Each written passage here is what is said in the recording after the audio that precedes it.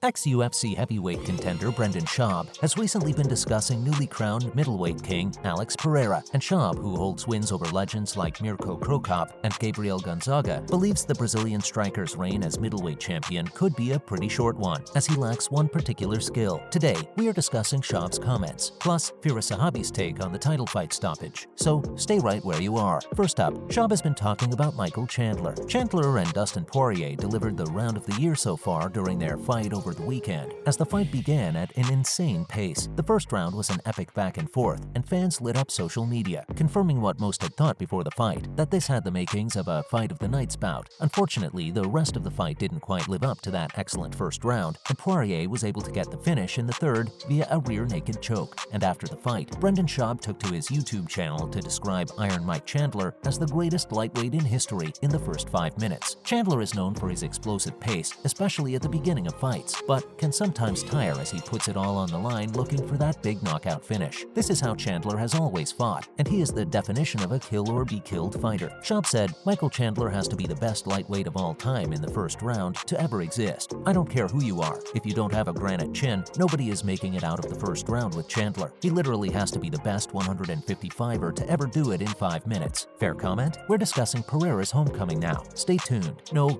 not Brazil. His adopted home of Danbury, Connecticut. As you probably know, the newly crowned champ trains out of Glover Teixeira's Teixeira MMA and Fitness Gym in the northeastern United States. And as he returned back to the small town earlier this week, Poatan was given a hero's welcome.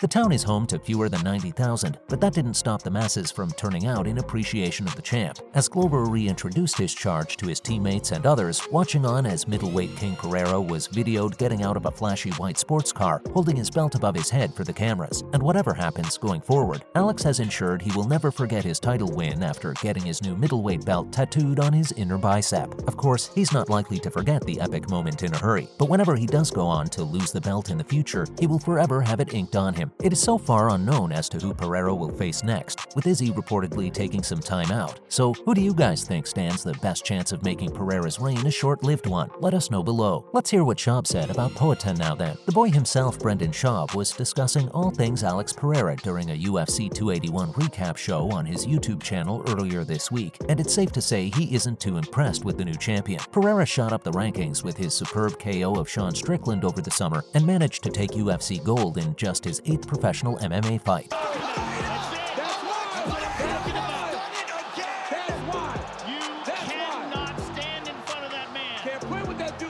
He was also welcomed to the UFC's pound-for-pound rankings for the first time at number 8 after his win over Izzy last weekend. But all that doesn't change Brendan Schaub's views on the Brazilian, who said, "I don't think he beats a single guy in the top 5. Schaub's views on the Brazilian are definitely understandable, but you don't get to be king of the division in just your 4th UFC fight without having a bit about yourself." Of course, Schaub, who has turned his attention to stand-up comedy these days, is allowed his opinion, but we're convinced that there's probably a little more to it than that. He went on to add that guys like Robert Whittaker are almost certainly praying to God for a crack at him after seeing his wrestling, adding, "For those guys that can actually wrestle and have not just one takedown but an arsenal and have to chain wrestling and they have jiu-jitsu higher than a blue belt, they'd be foaming at the to get their hands on Pereira." What do you guys think about his words? And Schaub wasn't done there either. Stick around to hear what else he had to say. The former heavyweight challenger is sure the UFC is well aware of Pereira's perceived difficulties on the floor and believes they are going to do all they can to protect their man. He went on to reference one Khamzat Chimaev,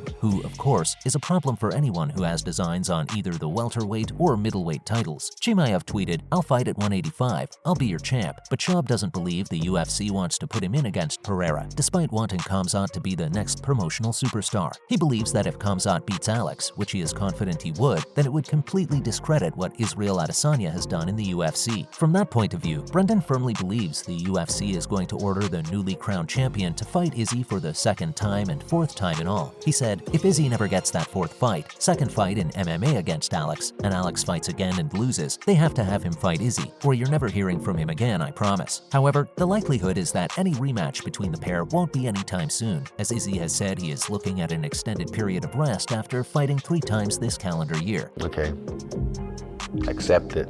I've been here before. It's not the first time I've been here before. I said I've had worse things in life happen to me. He probably shouldn't leave it too long though, as there are plenty of middleweights chomping at the bit for a crack at the new king. Who do you have if a fourth fight gets booked? So what did Zahabi have to say? Firas Zahabi is one of the game's great minds. As the coach behind fighters like Rory McDonald and all-time great Georges St. Pierre, it's safe to say he knows a thing or two about when a fight should be called and when it shouldn't. Of course, the fight in question is Israel Adesanya's fifth-round stoppage loss at the hands of Alex Pereira in New York City this past weekend. Goes the champion! Pereira trying to close! Go! Do it! Which some have suggested was a little early on the part of referee Mark Goddard. Most around the sport of MMA have agreed that the stoppage was fine, however, which is a view Zahabi also holds. Adesanya was clearly winning on the judges' scorecards and needed a knockout to win, which he duly provided after delivering a huge right hand with the defending champ against the cage. With Izzy's hands by his sides and the Kiwi appearing to be out on his feet, Goddard stepped in to do what any good ref would have done and save him from further punishment. And although Adesanya disagreed, Firas Zahabi was right behind the UFC referee and his decision. He said, Pereira could have very possibly ended Adesanya's career if the referee did not intervene, which on the surface seems a little strong, but when he revealed that Pereira was setting up a scissor knee, it begins to look like an even better decision. Did you guys agree with the stoppage? Give us your thoughts below. What else did Firas say? Let's see. You don't get to where Firas Zahabi is in the game without being able to read what fighters are setting up, and as one of the foremost minds in the sport, he seems convinced a scissor knee was in the mail for Adesanya. Not a guy with a granite chin. Adesanya has been hit by everybody, all the hard hitters, and he's done incredibly well. He's rarely ever gotten hurt. Describing Pereira as the architect of the greatest scissor knee he has ever seen in combat sports, Firas went on to describe just how deadly the Brazilian is with the technique. Of course, Pereira is a giant at 185, which Zahabi also referenced, but he also revealed just how explosive the newly crowned champ is, explaining that he throws the knee at an incredible speed. He was also fearing for Izzy as he was dazed against the cage. Nice knee to the body too.